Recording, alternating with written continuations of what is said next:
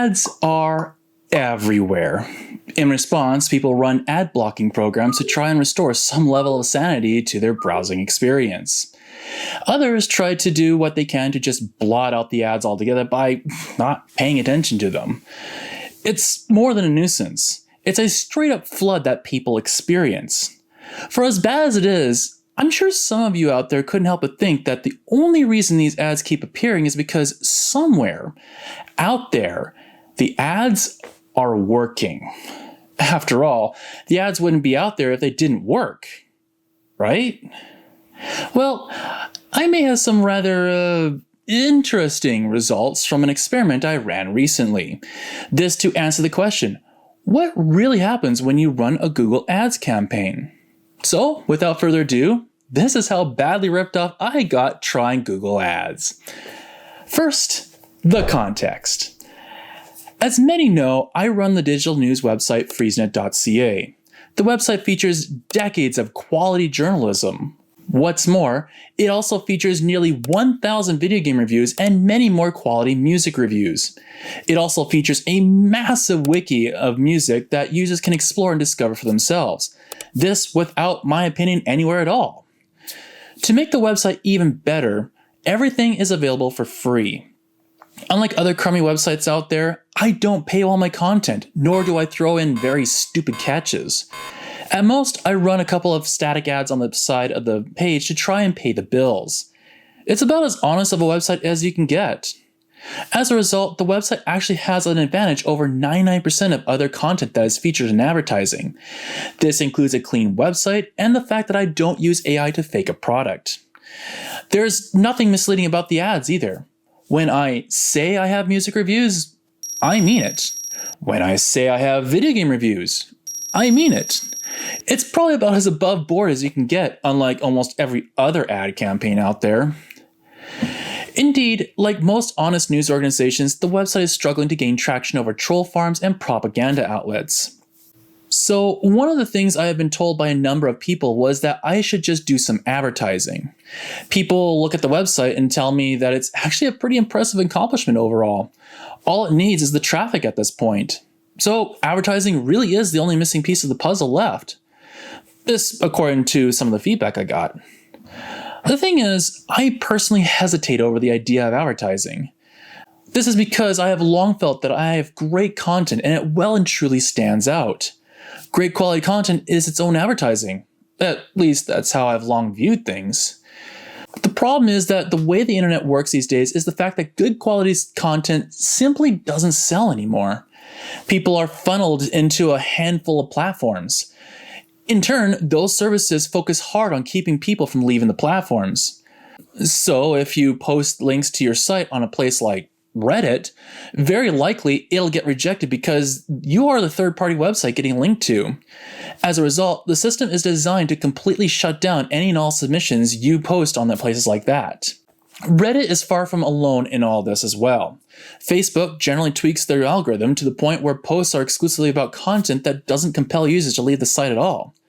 Google, with their AI overview and AI mode features, scrapes together content from third-party websites and summarizes the content in such a way that the search engine discourages users from clicking away to those third-party websites.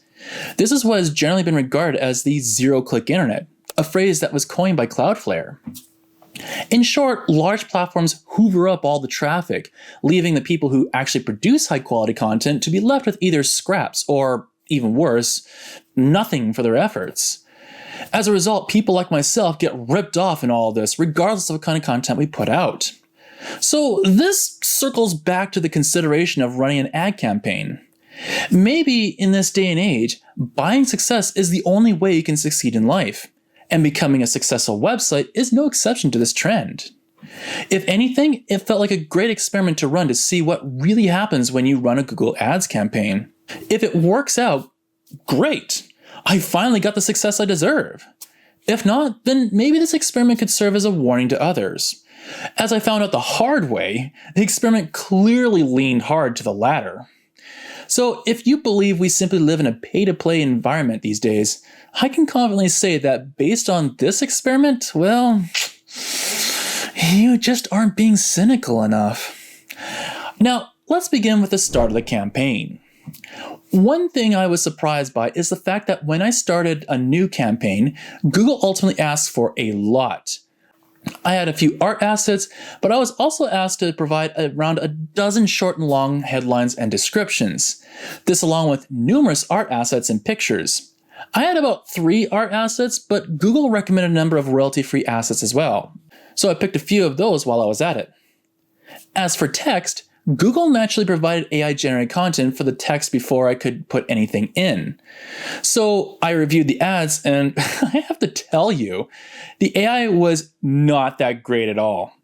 Despite the prompts, the AI seemed to think that I do software reviews, which is, of course, something I don't do. I mean, I have too much on my plate as it is anyway, so there's no shot I'd be able to provide software reviews with my limited time and resources. As for the text that was factually accurate, the grammar and wording was largely pretty bad. This included using ampersands where they don't belong and very broken English. So if you wonder why some ads you see feature broken English, well, it was probably the Google AI and someone not paying attention to the output. Overall, I had to completely rewrite all but maybe 2 assets because of how badly they were produced. This so that they could actually be coherent at all. It was a headache, and a part of me thinks I was better off deleting all the suggestions and starting from scratch. Ultimately, when I was done, Google said that my campaign was 100% efficient and ready to go. Great. That took me a whole day to do, but I nevertheless did it. Now, I know what some of you are thinking. Did you set your location to an appropriate region? The answer is yes. Yes, I did. I ensured that the ads appeared here in Canada largely because most of my news content is either focused on Canadian issues or has references to Canadian experiences. So the location did make sense. What's more, I ensured that the ad campaign had an end date so I wouldn't get overcharged. So I covered all my bases as far as I could tell. This leads me to the pricing. Here's something that most, if not all people who recommend me do advertising don't realize. Advertising is expensive. I mean, super expensive. In terms of recommendations, Google recommended that I spend $480 per day. It also offered the lower range suggestion of about $200 per day, or in the upper tier that would apparently make me competitive, $1,200 per day. Believe me, when I saw those prices, my response is that if Google thinks they can extract that kind of cash from me, they are dreaming. Luckily, there was a field for a custom amount, so I lowered it to the only slightly eye-watering $50 per day. This with the idea that I would go on for 4 weeks and spend $1,400 in all. So I set the ad campaign to run between April 1st to April 29th. A reasonable amount of time to get an idea of what an ad campaign would bring me. The thing that does kind of mess with the numbers I'm about to present is the fact that my website also went viral when I exposed the massive CBC scandal. As a result, a large chunk of traffic actually came from my investigative reporting, not the ads themselves. So something to keep in mind as I run through these numbers. With that said, let's get into the results.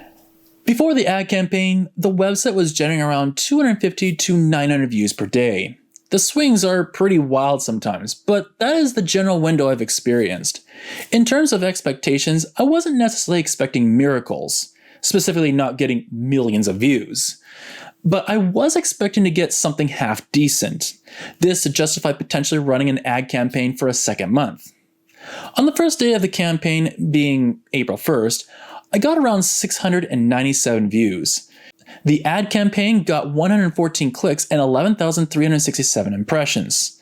This cost me $50.35. So, okay, I'm getting a nice baseline for what I might end up getting. Things did hiccup when I started getting numerous weird charges on my credit card from Google, so the second day was a wash. After looking into it, I resolved it by prepaying a chunk of money ahead of time. This seemed to resolve the issue at least, so the experiment quickly got back on track on April 3rd. Now, I won't go through every single day because that would be boring. So I decided to put together a series of charts to make it easier to view. In this first chart, you'll see the total traffic I got to my site. This is represented by the red line. The blue line represents the total ad clicks I got. At first, it seemed like the ads were giving a pretty decent boost to the overall traffic to the website, but this ultimately changed at around April 17th. This is where ad clicks completely drops off and the total traffic remains pretty steady at around 1,000 to 2,500 clicks per day. To me, this is a pretty curious statistical anomaly. So let's go to the second chart to see the total percentage of traffic that was coming from ads. Indeed, on the 5th, when I wasn't getting much traffic that day, the percentage spiked to just over 70% of overall traffic. This gradually cratered with some pretty obvious valleys in the 9th and the 11th. It bumped back up to just about 40% of traffic shortly after, then collapsed on the 17th. In fact, it's so hard to see the percentage of traffic on the 17th onward, I'll have to say that the percentage hovered around 0.8% to 2.4% of overall traffic. Even that is being generous because the only time the percentage of traffic went above 2% at all was on the 19th. Otherwise, the percentage of traffic from ads never went above 1%. So statistically, this is a pretty insignificant number, especially considering how much money I'm paying for these ads in the first place. Obviously, this raises a number of questions. What happened on the 17th onwards? Were people simply not clicking on the ads? Well, one important piece of the puzzle is, of course, ad impressions. This is the number of times ads to my website was actually seen in the first place, not actually getting clicked on. So this is what the next chart will show. As you can see, when I was getting the traffic, ad impressions were also up by quite a bit. This with the number of days getting easily north of 20,000 impressions, with the peak hitting around the 13th with well over 60,000 impressions. This all fell off a cliff and collapsed right when we reached the 17th, when ad impressions were virtually non-existent.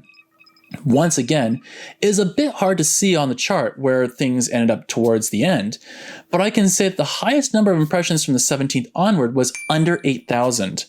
Only 5 days had impressions over 1,000. It actually bottomed out on the 24th with my ad campaign only being shown 121 times for the entire day. This, to me, shows exactly what happened. Google more or less turned off my ad campaign starting on the 17th. There was no warnings or notices saying that Google would be ceasing my ad campaign, yet my ad campaign simply wasn't being shown at all. Now, this would be a minor annoyance if I was also being charged accordingly. The problem is, I was being charged the full price the entire time. In this chart, you can see not only the clicks I got, but the overall cost as well. For the blue line, you can clearly see where the clicks fall off, on the 17th. However, you'll notice the dark red line continuing to go on as if nothing had happened. At one point, I even got charged nearly $100 despite me setting my campaign at a target of $50 per day. If you scan your eyes along the whole chart, you'll immediately notice that nothing really changed as far as ad costs are concerned overall. I am clearly being charged the same amount of service for Google largely not showing my ads. While this chart shows that something very fishy is going on, I decided to run a separate chart to show the actual cost per click. This is just me dividing the number of clicks with what I was charged. So this is what the chart looks like. Towards the beginning here, things are quite reasonable. Maybe 2 times I was basically charged 50 cents per click, but the numbers are otherwise hovering around 8 cents to about 14 cents per click. Yet, once you get to the 17th, the picture dramatically changes. The price spikes to well over $2 per click and largely takes off from there, peaking at just under $6 per click. If you're looking at 14 cents per click going all the way to $6 per click, you're looking at a roughly 4,286% cost increase. If you're looking at the lower end of 8 cents per click, then the number looks even worse, sitting at roughly 7,500% increase in costs. So I don't think you can blame me for asking questions here. Anyone with 2 brain cells to rub together will look at the cost increase as 7,500% and say, hey, what is going on here? This leads me to the bottom line. Anyone with any business sense will look at all these charts and have concerns, but then ask what the bottom line actually is. How much did this whole campaign cost, and what was the return on investment? Well, in total, this campaign cost me $1,463.92. Yes, that is a very eye-watering number, and slightly over what I initially set, which was $1,400. What was my return on investment? Assuming all the value came from the ads themselves, and I can tell you that this is most certainly not the case given the amount of traffic I got outside of the ads, my return on investment totals $3.01. In other words, I got a total return on investment of roughly 0.2%. Another way of putting it, I lost 99.8% of the money I put into this. Now, if I was seeing a return of maybe $500 to around $800, okay, maybe there are things I could learn and make the ad campaign work better for me. After all, advertising can be refined and tweaked. The numbers here tell me that no amount of tweaking and refining is going to salvage the situation. As far as I'm concerned, putting money towards Google Ads is simply a case of you throwing your money away for nothing. Anyway, I tried Google Ads to promote an amazing product and got completely ripped off. The numbers pretty much speak for themselves. So if you ever wonder what it is like to actually run a Google Ads campaign for a legitimate product, well, I guess you got your answer. I hope you enjoyed this journalistic video. If you want to help support the efforts like this, feel free to drop me a like. If you want to see more great journalistic content, feel free to subscribe. You can also check out my website at Freezenet for more amazing journalistic content. This along with that game and music review content I mentioned earlier. Also, you can support me through Patreon and Ko-fi. Thank you so much for watching, and I will see you in the next video.